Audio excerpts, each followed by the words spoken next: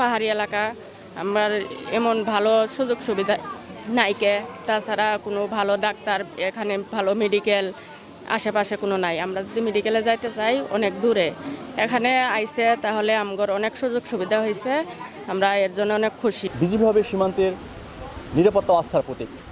আমাদের শ্রদ্ধেয় মহাপরিচালক মহোদয়ের এটাই নির্দেশনা।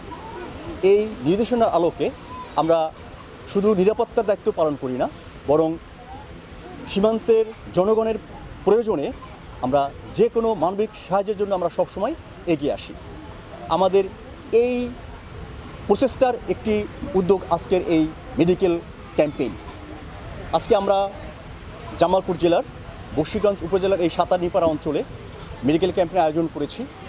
এখানে আমরা প্রায় 500 থেকে 600 লোকের চিকিৎসা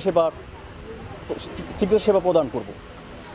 আমরা আজকের এই চিকিৎসা ক্যাম্পেইনে, মেডিকেল ক্যাম্পেইনে বিশেষজ্ঞ ডাক্তারদেরকে নিয়ে এসেছি, যারা আমাদের বিজিবি নিজস্ব ডক্টর, এছাড়াও বাইরের বিশেষজ্ঞ ডাক্তার এখানে আছেন। তো আপনারা জানেন দেশ বর্তমানে একটি বন্যা কবলিত অবস্থায় রয়েছে, মানুষজন দুর্ভোগের শিকার। তো এই প্রত্যন্ত অঞ্চলে যারা বন্যার্ত মানুষ রয়েছে, তারা যাতে উন্নত মানের চিকিৎসা সেবা পেতে পারে, সেজন্যই মূলত আমাদের আজকের উদ্যোগ।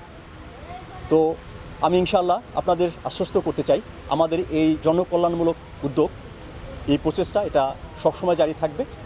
আমরা ভবিষ্যতেও আমাদের সাধ্যমতো আমরা এলাকার মানুষের পাশে দাঁড়াবো।